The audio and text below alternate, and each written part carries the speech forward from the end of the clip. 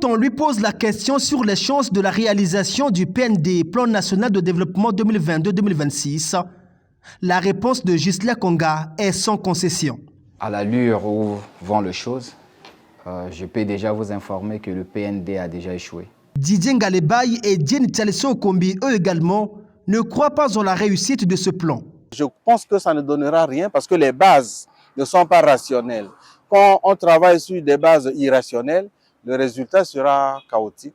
Ce qui est vrai, c'est qu'il y a des difficultés énormes à lancer ce PND parce qu'à l'origine, le PND était mal conçu. Lui, il a participé au débat sur l'adoption du PND en tant que député national en 2021. À l'époque, il prévoyait déjà le chèque du plan.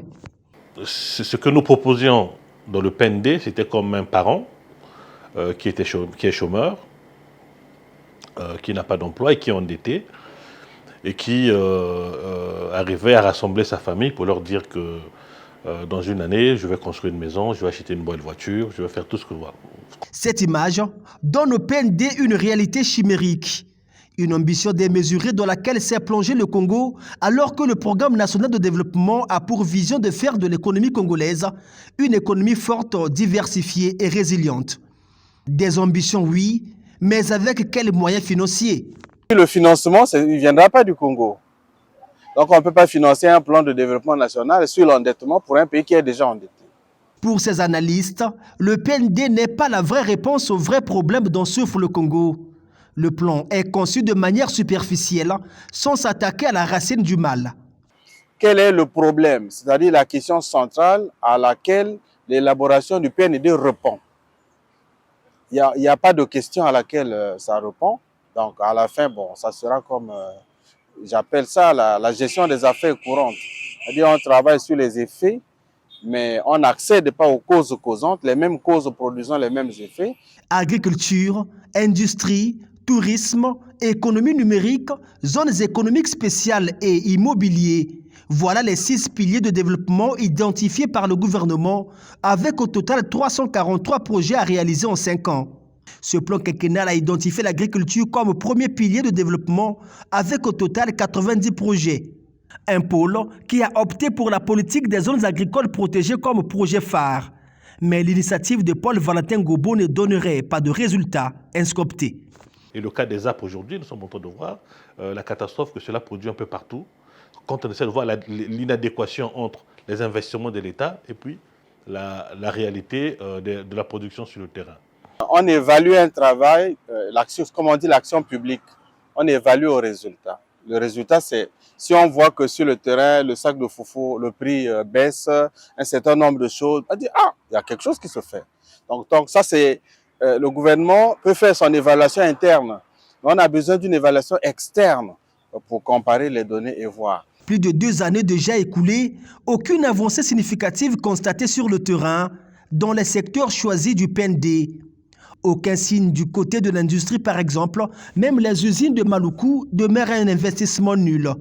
Le tourisme, quant à lui, a déjà englouti des milliards de francs CFA sans aucun développement efficient. De 2005 à 2015, l'État avait déjà dépensé plus de 70 milliards pour développer le tourisme. Pensez-vous qu'en 5 ans, avec 1000 milliards, cela sera possible? Moi, personnellement, je dirais non. Du côté du gouvernement, on reconnaît le retard dans la mise en œuvre du PND, retard qui, selon l'exécutif, peut être rattrapable. Nous n'avons pas suffisamment communiqué sur notre plan national de développement. Nous n'avons pas encore élaboré les plans locaux de développement. Donc, il fallait absolument que le président du comité de pilotage nous instruise qu'il fallait rattraper ce retard. Et ce sont ces orientations qui nous permettent aujourd'hui de dire que les choses sont en place, le financement sera apporté pour rattraper ce retard.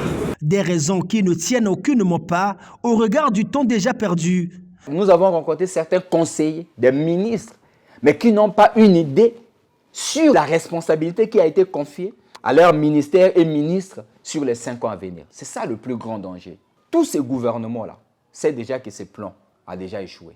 Entre l'idée de revoir le PND et celle d'abandonner totalement ce plan, Ces Congolais suggèrent. Les 2 ans restants, là, ce plan-là doit être révisé. Que les gens arrêtent de continuer à mentir. Que ça va marcher, on a un retard, ça ne sert à rien. Ça ne sert à rien. 2 ans, c'est beaucoup. Je pense qu'on a encore près de 3 budgets à adopter. Le gouvernement de la République peut se ressaisir pour dire que si nous devons donner un bilan au président de la République, si nous devons donner un héritage économique au président de la République, ça ne se fera pas au niveau du gouvernement central. Non, ça se fera par le développement local. À partir du moment où il n'y a pas d'évaluation, à partir du moment où on ne connaît pas le problème que le PND doit résoudre, à partir du moment où le financement vient pour l'essentiel de l'endettement, pour un pays qui est déjà hyper endetté, quand je combine les 3 facteurs, je vois que ce sera un échec de plus. Peut-être que ça nous fait du bien d'échouer. Il n'y a pas que les diables rouges qui échouent. Promulgué le 14 janvier 2022, le Plan national de développement 2022-2026 est la traduction matérielle du projet de société du candidat Denis Sassou Nguesso à la présidentielle de 2021. Le chèque de la réalisation de ce plan pourrait avoir des conséquences négatives sur le bilan de la marche vers le développement dans ces secteurs pointés comme prioritaires. Que peut donc faire le gouvernement pour sauver le quinquennat de Denis Sassou Nguesso? C'est ce qui reste à voir dans les 2 années restantes avant de faire le point de manière générale.